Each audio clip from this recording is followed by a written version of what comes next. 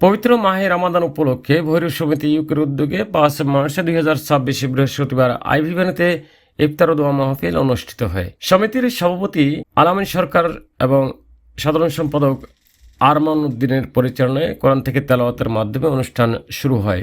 এ সময় উপস্থিত ছিলেন কমিটির প্রধান উপদেষ্টা আনোয়ারুল হক, সদস্য সচিব হাজি জালাল উদ্দিন, সাংগঠনিক সম্পাদক হাজি লোকমান হোসেন, কোষাধ্যক্ষ আঙ্গুর মিয়া, হাজি শামসুদ্দিন কেনু মিয়া, হাজি নাদিবুর রহমান, হাজি কামরুল ইসলাম, ফরিদুদ্দিন, উপদেষ্টা ফরিদুদ্দিন, উপদেষ্টা পারভেজ খান, উপদেষ্টা নেকবর আলী, আব্দুল সালাম মিয়া, কামরুল আমিন ভুইয়া, মনিরুজ্জামান মনির সহ অনেকেই।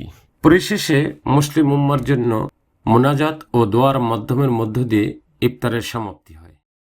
আমরা ভৈরবী, আমরা লন্ডনের বুকে এবং আমরা অন্য দেশের মানুষের সাথে আমরা চলতে চাই।